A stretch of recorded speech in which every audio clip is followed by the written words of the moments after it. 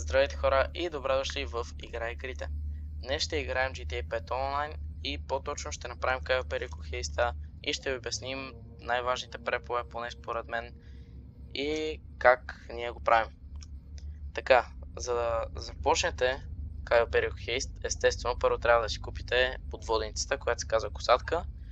Може да си я купите от Warstock Cash and Carry, тя излиза най-отгоре. Така, след това трябва да дойдете до ето тази маса и ще се наложи да платите 100 000, за да започнете нов Кайл Перико хейст. Така, за да разберете какво ще взимате от самият остров, ще трябва да изберете този Preparation Gather Intel. Чрез този Preparation вие може да сколпаутнете всички точки из мапа, които ви трябват, и естествено да сколпаутнете основното нещо, което ще е в сейфа, в компаунда в Кайл Перико. Сега ние ще го направим и ще се върнем когато е готов или когато разберем какво има в сейфа. Сега вече стигнахме на Кайл Перико и отиваме да сколпаутнем през камерите какво има в сейф. Така вече стигнахме на кулата и сега трябва да отворим ето тази кутия.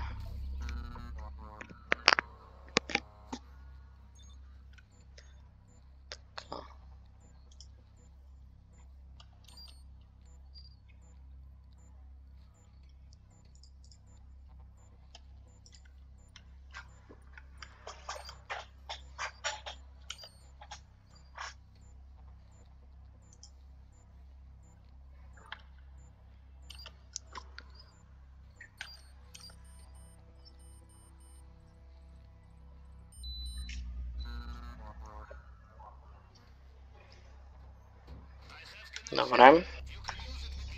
Сега трябва да си отворим телефона и да прегледаме камерите.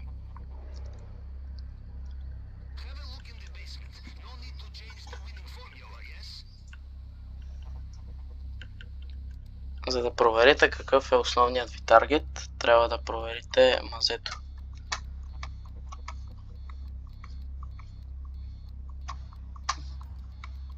Добре, при нас са бера бондове, така.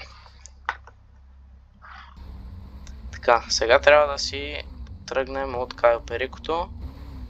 За тази цел може да стигнете до летището, да ви види гард или просто да се хвърлите от някъде и да умрете.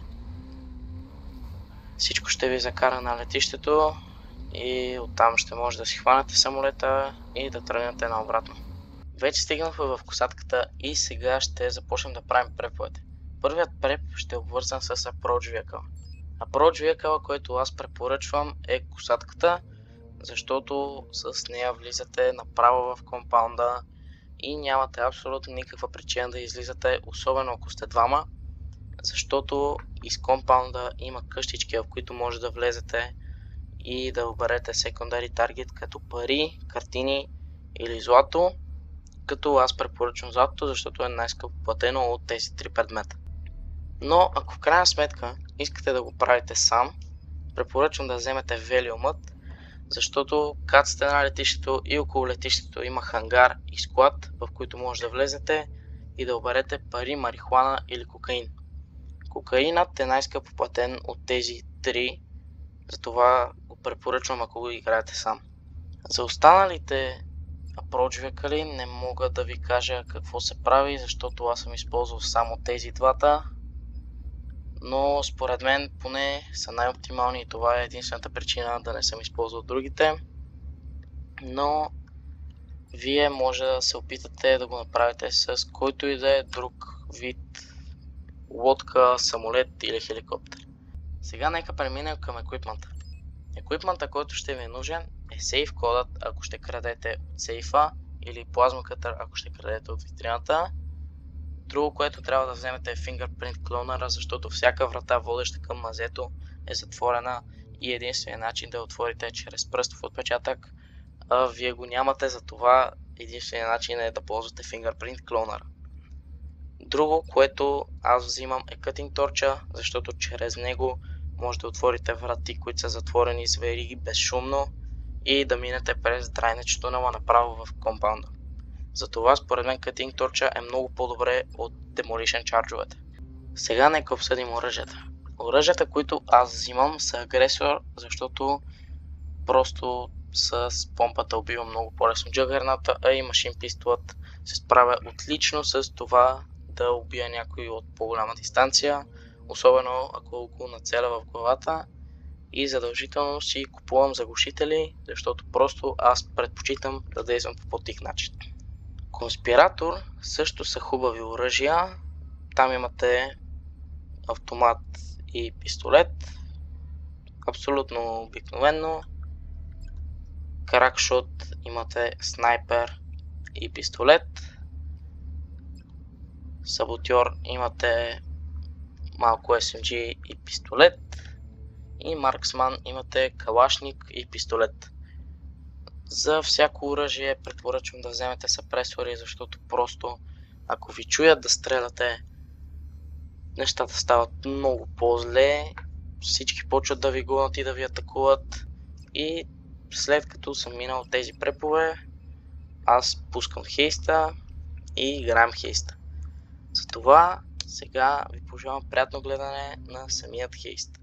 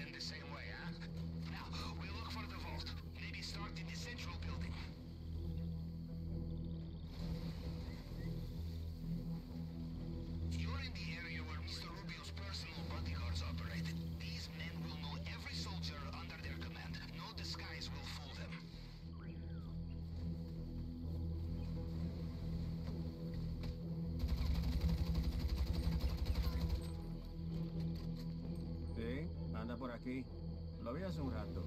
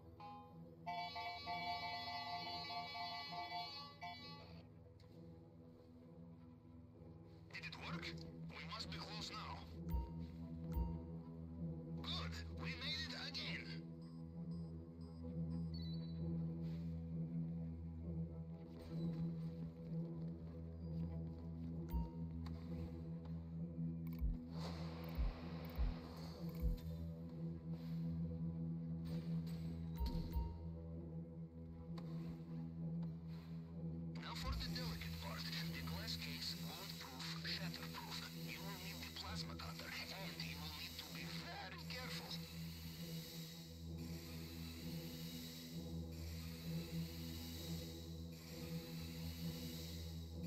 The problem with plasma cutters, you are not careful, they overheat. I learned this the hard way. Cutting into undersea pipeline, at least you are above the waterline, yes? You know the only diamond bigger than this, the one on my ex-wife's finger. You steal that back, then I am impressed. From what I can tell, they have sealed the drainage pipe. You will need another way out.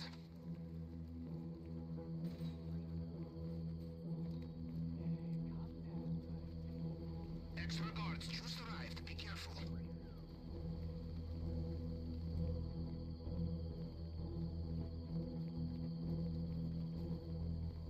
Remember, there is always time for some last-minute shopping before takeoff. You piece of shit! Oh, man.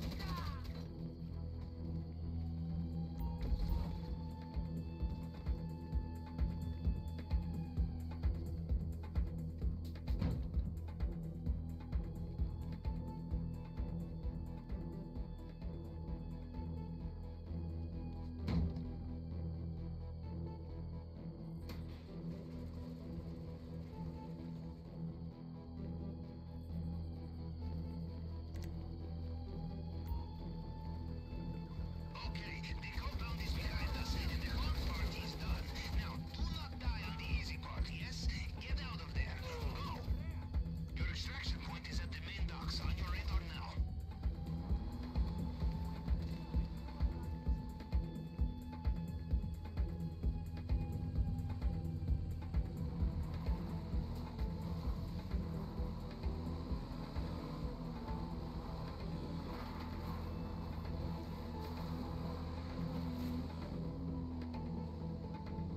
It seems Mr. Rubio has woken up into his nightmare.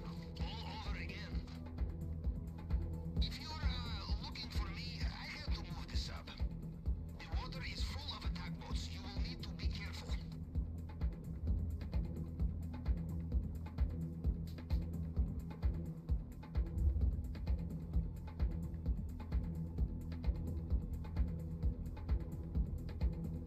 Well, judging from